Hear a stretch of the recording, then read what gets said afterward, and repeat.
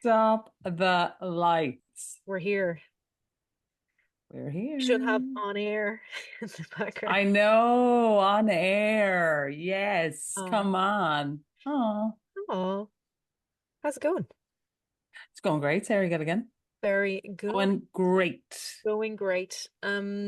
Today's feels like Sesame Street. Today's letter is today we are going to talk about what do we do immediately once we've identified that we may or are a love addict.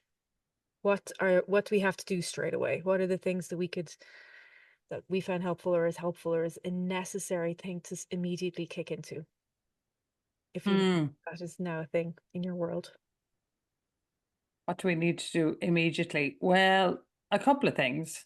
What we need to do immediately. Number one is breathe, Mm, because if we really understand that we have this thing, it's terrifying in the extreme because it's like, oh my God, what? There's an explanation for this shit show that's been my relationship life to date. And to find out that it is, dun, dun, dun, the word addiction that, strikes fear into the hearts of anyone who has it. mm, It's such a big word, addiction. It's just such a huge word because, of course, we automatically go to, really devastatingly dark addictions like, crystal meth, all those, heroin, true. that's where our head goes. And of course, all addiction is addiction. So it does have the component parts of it. But with love addiction, we just have to understand yes, it's an addiction and it's a process addiction, Hmm. not a chemical addiction. So it's a lot to do with behavior, thinking, core beliefs, all that kind of stuff. So, first thing is we breathe. We actually breathe. Just go, okay, we're finding out that we have this thing. What are we going to do? Mm, And then the second thing we understand as we're breathing is there's loads of help available. mm, There's so much help available. We do not have to do this on our own. Number one. And two, we can't do it on our own. mm, So we have to get help. We have to get help with that.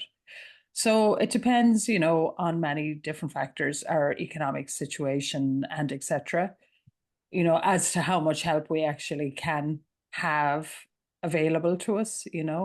And for a huge amount of people, money is tight for a lot of people today in the United States and around the world. So how are we going to help ourselves? First and foremost, where are we going to plug in that's going to be a free and extraordinary resource? hmm And without a shadow of a doubt, bang, bang, bang, banging the drum, bang, bang, bang, banging the drum for the 12-step rooms. mm, 12-step fellowships are everywhere around the country. They're probably at the end of your street right now. hmm People gathering, trying to get recovery from addiction, whether it's drink, drugs, process, gambling, compulsive overeating, blah, blah, blah, whatever. All addictions are treated and can be treated in the 12-step rooms for free, available at the end of your street. mm. All you have to do is open your local AA guide to whatever major city you might be living in, or if you're living in some small town around the United States, there is most definitely a 12-step fellowship close by you somewhere. You just need to find out where it is by going online Hmm. and plugging in you know, your code, your like your local area, whatever municipal area you're living in. And you'll find those 12-step rooms and they are free. You can go along, you don't have to say your name, just sit your ass into one of the seats, say you're new, and listen. Start listening. Mm. They're very specific recovery fellowships for the relationship addictions, CODA, Al Anon, both quite common, especially Al Anon. Ace. Lots of it around. Yeah. And then more specialized SLAA, which is the 12-step fellowship for sex and love addiction anonymous, Mm, which is a very specialized fellowship for sex and love addiction. hmm And of course, Sarah, we know this, people get very number one, scared about the word addiction. Number two, very scared about 12-step fellowships. And then number three, extremely scared about sex and love addicts all being in the one room. Mm. Because to the most part, love addicts don't want, usually to the most part, if a bona fide love addict may or may not act out sexually, may or may not be acting out sexually in sex addiction. And so that's usually a very hidden part of the love addiction matrix. And so the thought for a love addict of sitting into a room where there's very overt, serious, graphic, to the most part, sometimes sexual addictive behavior going on, that can be very off-putting for a love addict Mm. to willingly go into a room where they might be afraid that they will hear expressions of graphic or overt sexual behavior. And that might be frightening or off putting to love addicts seeking recovery. Mm.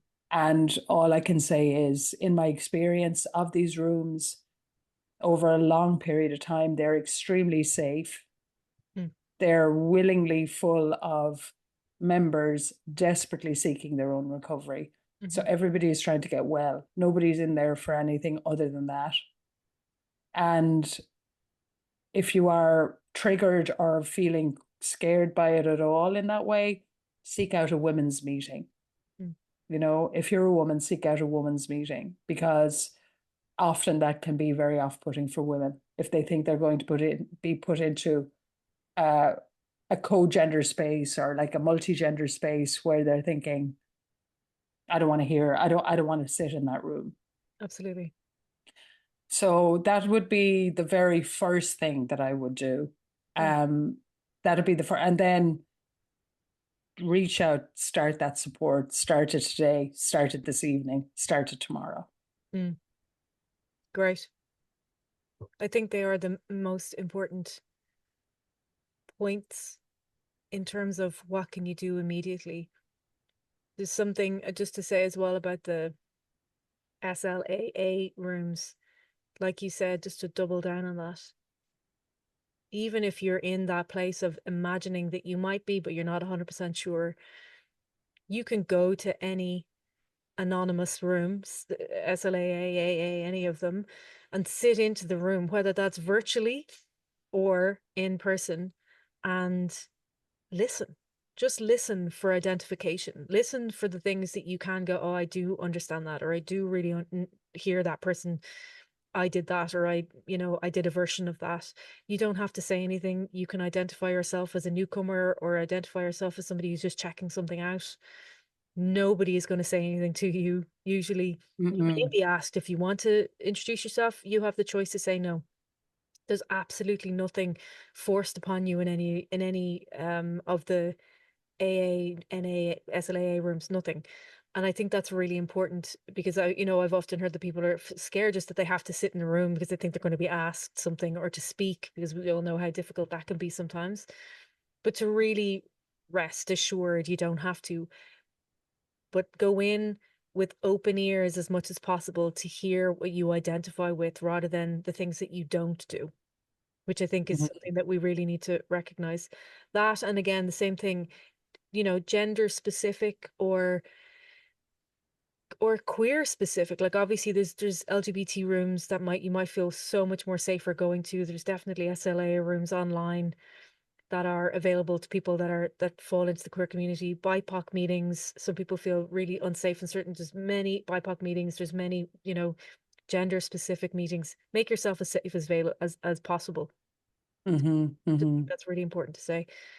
And Mhm. then there was one other thing I was going to add to when you said like breathe.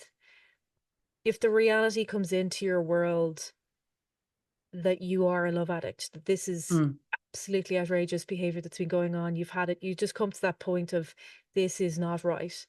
Mm. A lot of the time, what I've heard with people is that they just push it out of their brain straight away and try to think that they can figure it out again. And I'm Yeah. a bit like, write it down. Just write down, Mm. I might be a love addict. So you can't get Mm. away from it.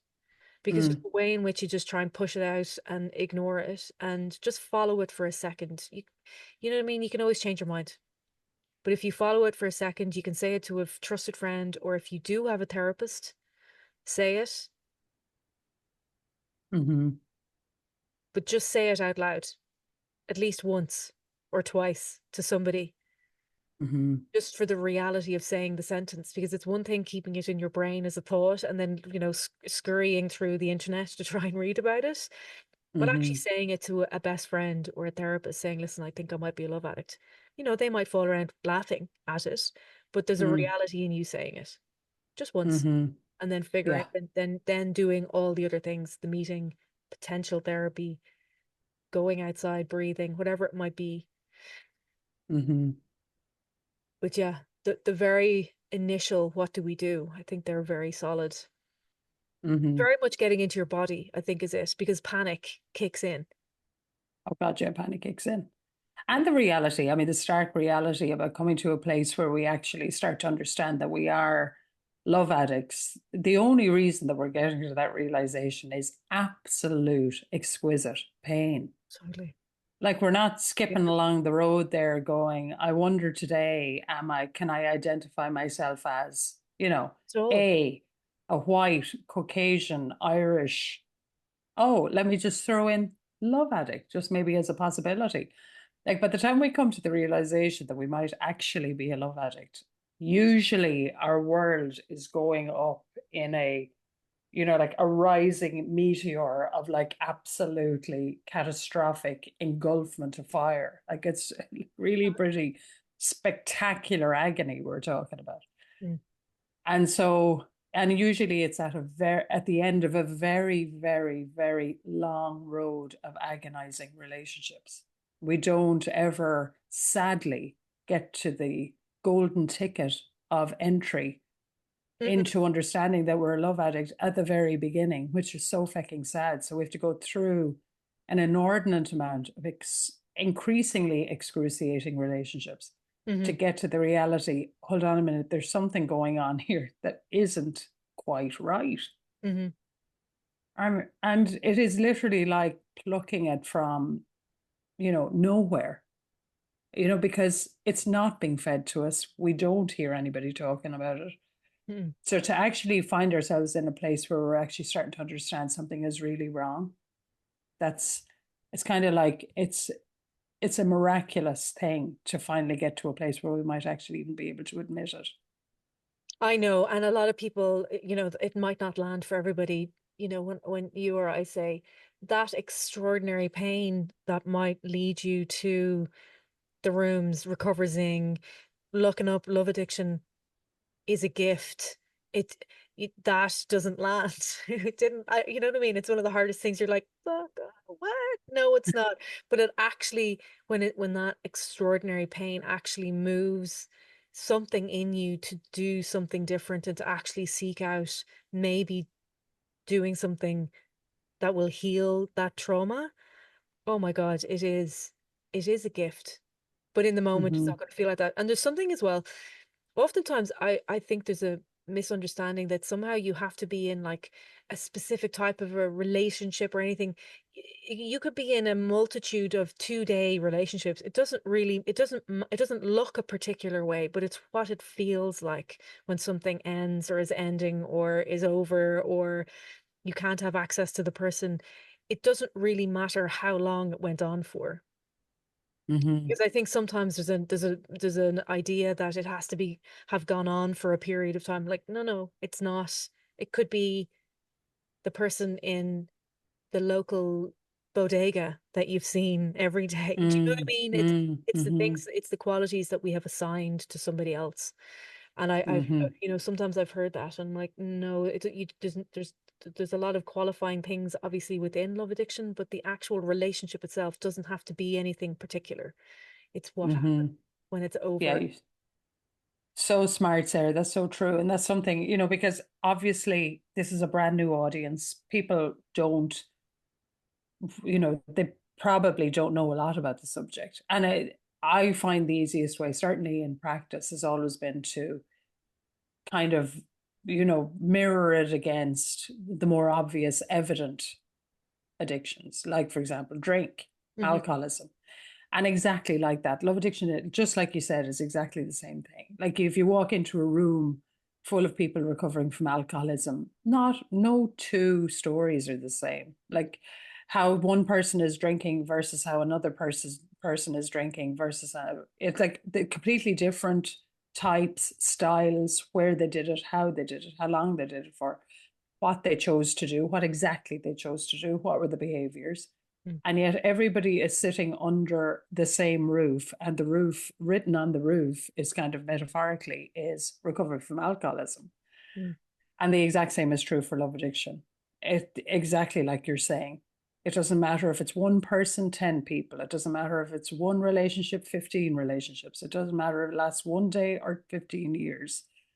It's exactly like you say. It's what the active disease is doing to the person mm, who is the identified love addict, mm. and how literally how incrementally that person's power and life force, and in time possibly even life, Mm. is being stolen from them day by day by day by day in increasingly severe ways in relation to relating. Oh, it's yeah. And I'm so glad you said that. And it is, and I know we spoke about it previously. Things like obsession, possession, all of those horrendous words that start like your mind, nothing belongs to you in that place. Everything belongs to the addiction at that point where it is excruciating pain. And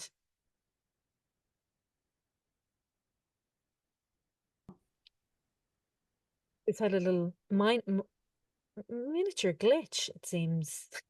Anyways, we will We're back on. we'll edit that. Um, maybe we won't. Maybe there's Yeah, maybe we won't, maybe we in won't, the maybe we won't. middle Just of a don't love know. addiction podcast. Yeah, exactly, exactly. But there is something to be said around that. Just what it's tracking the symptoms of that, which is your life just getting smaller and heading in a direction that is it's not going to get better with itself. Hmm. Um, I want to swing back to something around the immediate things you can do and in relation to therapy, just very quickly. And I know, we've spoken about this. We'll probably have a longer conversation about it. But there are many people that do access therapy. There are many people that might already be in 12-step recovery and then finding out they also have love addiction. Because sometimes that's what happens, right? The chemical addiction's put down, and then maybe the core addiction or one of the core process addictions will come up, which might be love addiction. And in some instances, people that have spent time in 12-step recovery may already have a therapist, may have already done some therapy.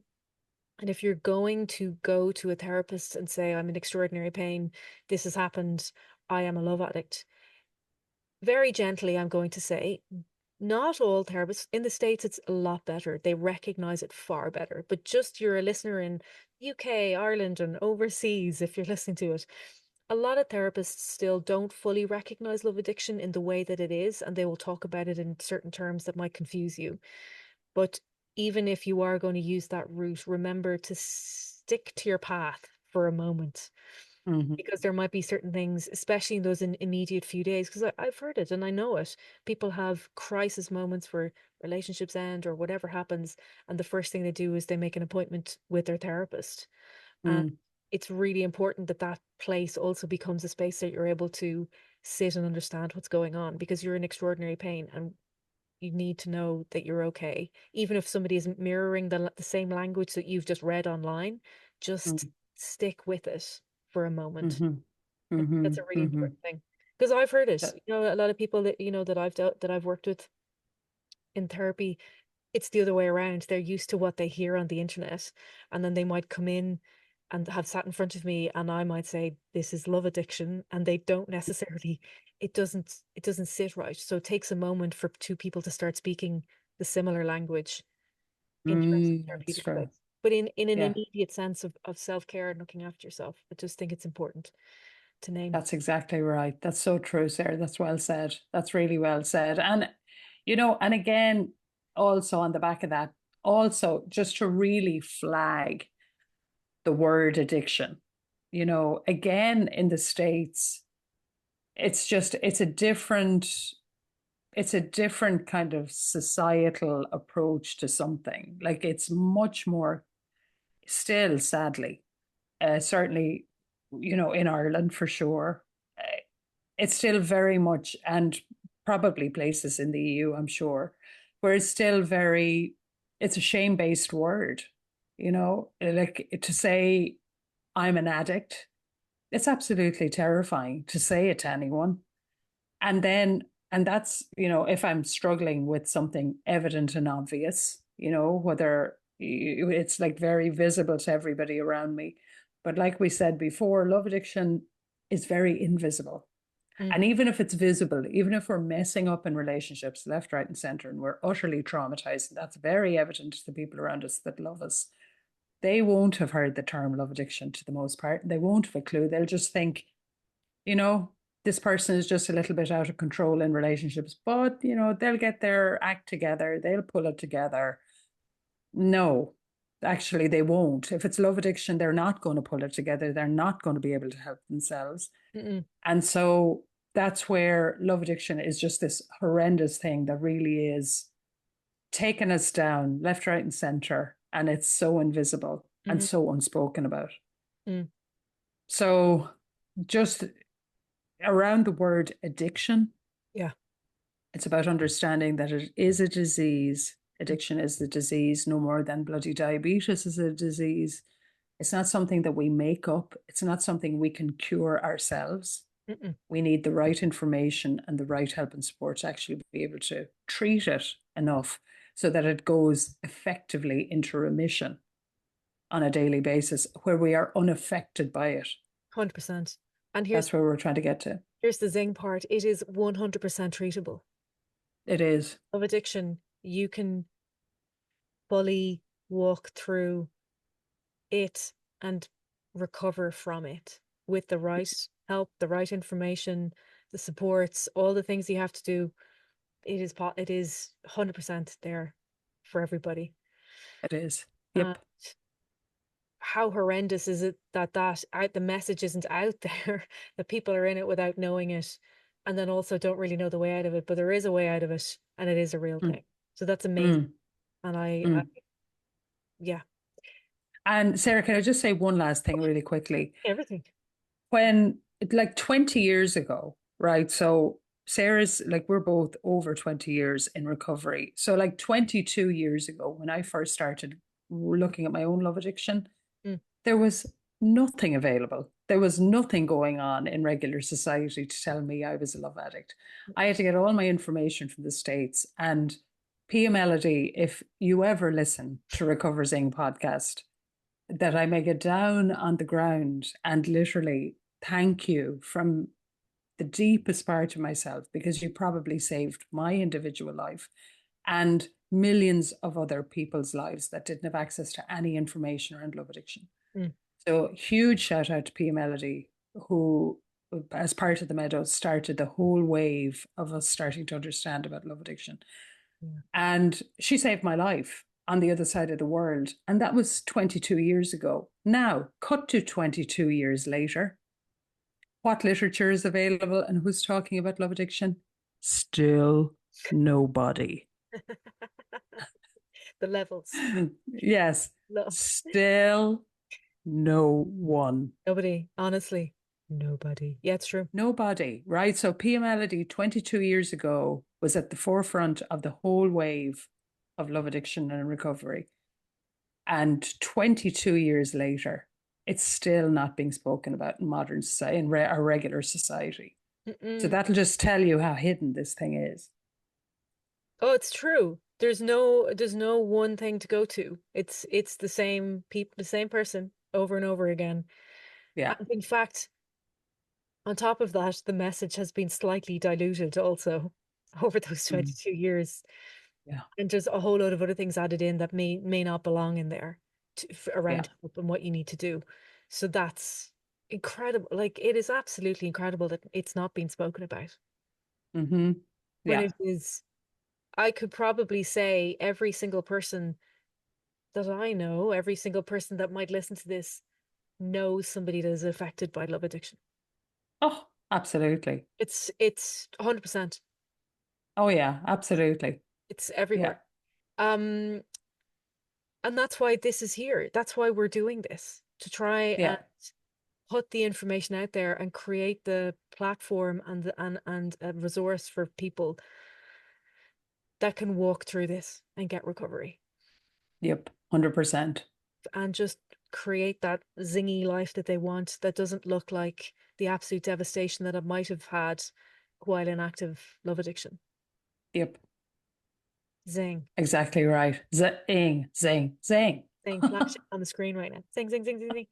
Okay, we're going to Yeah. go to desperate questions. Oh, desperate questions. Speaking like that, apparently blows the levels. I just can't. Desperate questions. We're not Desperate allowed to do question. that. No, no, no. Okay, desperate. Desperate. Okay. Today's desperate question is Go ahead with your desperate question. today's Okay. desperate question is from a few folks that are actually in early love addiction recovery. The question, Okay, great. so it's like a combination of maybe 3 or 4 questions. How Yeah. do I keep it light when I'm feeling really heavy / love addicty on the inside? Yeah. How do I keep it light? Yeah. Okay. So, obviously, if we're very early on in love addiction recovery, Mm. we're probably just, still reeling from the bomb blast, metaphorical bomb blast that's gone off in our lives or in our homes. Let me ask When, you, oh, yeah, sorry. sorry for interrupting. Give us, I would say that's the first 3 months, but now I don't know if you would make that longer. Now, I mean immediate, when you're Oh, like, immediate. Oh, yeah, I'd say first 6 months, okay, immediate. it's immediate. Yeah. Yeah, Okay. first 6 months, immediate. So that's when, all the worst things have happened. Your partner has left, you've found your partner is cheating, your husband, father of your, or like husband, father to your kids is, I don't know, has several relationships going on that you didn't know about. Yeah. The person you've literally devoted your entire life to is packing their suitcases and leaving. The million ways that our lives can literally explode and implode at the same time through the active love addiction. So for the first 6 months, in the aftermath of that very catastrophic event or combination of events happening, Mm, in the 6 months after that time, mm, we are going to be heavy as lead. Like we're literally just going to have the concrete boots hmm. shuffling around in our lives, trying to piece our mental, emotional, spiritual health back together. But there won't be much room in there for like happiness, joy, lightness, freedom of any sort. We're usually entrenched in the most traumatic part of the bomb blast of the love addiction. Yes. Very hard to find any lightness. Yeah. Yeah. Oh, sorry. Go No, ahead. no, I was going to interrupt you and say that can look like you may have to go to something and be around some people in that 3 to 6 months. Yeah. You walk into a room and look normal on the outside for approximately the hour that you're there, walk out the door and start crying again, or Yeah. scrolling through your phone or whatever it might be. So it looks like it just your brain is constantly in a traumatic space. It's in that bomb blast kind of a place. You might switch it Absolutely. on and switch it off for moments, but it doesn't stick around for long. Yeah. And so that's the aftermath traumatic space of the finding out, whatever the finding out piece is, but it's usually a Yeah. finding out they're leaving, finding out the relationship's over, finding out it hasn't worked, it's usually just the initial place after that. So as we're going on, finding lightness in that heaviness. So I think the number one most important thing that literally can bring just a shaft of light into that place is exactly what we're saying today on this podcast, which is this thing is fully treatable. Mm, So, with treatment and with recovery and with RecoverZing, there is a very real reason why trauma has advanced to the place that it's at when this bomb blast goes off. hmm. And there are very real ways to treat exactly what was the proliferated reason why we get to that place. There's very real ways to treat the essence and the depth and the root cause of the addiction that's created all this maelstrom anyway. Mm, So the very biggest shaft of light in that first 6 months is this is treatable. mm, This is recoverable. There is recovery for this thing. mm. If ever there was a shaft of light and a shaft of something that can bring some lightness, that's it. Yeah. Because I think in the first 6 months, certainly, it's like the kind of the death weight of that place is this can never change. 100%. Love is never going to happen for me. I can never do it right. I don't have the skills. No matter what I do, they leave. No matter what I do, they don't stick around. No matter what I do, they never walk towards me offering love in a constant, consistent, caring way. So it's kind of like, it's like this death space of this is never going to happen for me Mm, in my lifetime. mm, And that's where the lead boots come out of. Because it's like, what's the point in going on? Like, I just can't go on to the next relationship. I can't have this happen again. mm, So really the biggest shaft of lightness in that first 6 months and probably in the first 2 years of recovery, which sounds like an extraordinarily long time. But if you think you can probably move the dial extraordinarily in your love addiction recovery in 2 years versus probably the 22 years that have preceded you mm, finding out you're a love addict, mm, it's an extraordinary thing to think that you can have love in exactly the same way that regular folk out there that have never had addiction can have love with the right treatment and support. mm. Yeah. Love that. That's great. That's very hopeful. And I think that's the thing because it feels hopeless when that place, the heavy feeling kicks in. And again, like you said, what we've just spoken about today on this podcast, you cannot get recovery on your own. It is not possible. We Mm-hmm. continuously reiterate that. Mm-hmm. So in those months after the bomb blast of whatever it is, the change, the huge shift, the ending relationship, going to, like you said, and we said, going to a 12-step room, therapy, I've trusted a few people. That's you're creating a community. You're creating the understanding that there is a collective of healing happening, and you are able to step into it every day. And that's the thing. And you listen and you just sit into that space, and it's like little daily reprieves in that place that allows you to walk closer towards having a bit of lightness, even if you get lightness for 3 minutes in a meeting, and 23 hours and 57 minutes other part of the day you don't have it. Those 3 minutes are nothing short of an absolute miracle, like literally nothing short of a miracle, to have 3 minutes of joy or 3 minutes of a little chuckle with something that you might have heard in a meeting, or something that somebody might have said, because you understand that everybody is in a similar position, in a similar space, is miraculous. But when you add all those up, it starts to allow for lightness. But I think there's Mm-hmm. also Mm-hmm. something in just recognizing, if you're able to, the questions themselves, or the question itself, if you're able to recognize the difference between feeling heavy and wanting to access a little lightness, that's extraordinary, because you already have a little witness of yourself starting to grow, which is, I know this state and I know this state. I'd like to experience this state and not give this state all my energy. So it's like this Mm-hmm. gentle witnessing. It's like, okay, I know I feel really heavy on the inside. I'm gonna go and do something. I'm gonna go for a swim. I'm gonna go for a walk. I'm gonna do something just to feed the lightness a little bit, Mm-hmm. and it will work. That Mm-hmm. actually helps a lot. Mm-hmm. But the Mm-hmm. reality Mm-hmm.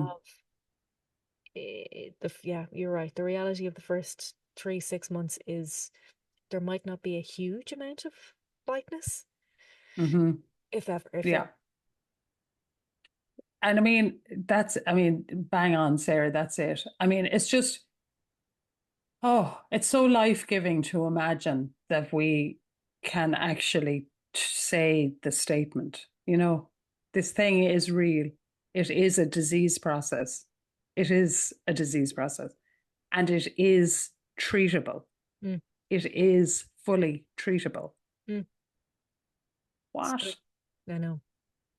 Like to think that like all the crap, chaos, trauma, distress, agony, pain, devastation of addictive relationships is nothing more than actually being able to identify that it actually is an addiction Mm, and then treat that addiction to get a completely different outcome, a completely different result in your next relationship. mhm. What the hell? I know. I know. It's unbelievable. Yeah, It is real. yeah.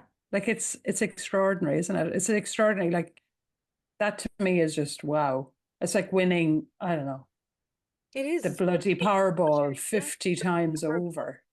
It's Yeah, to it's know that. yeah, Yeah, yeah.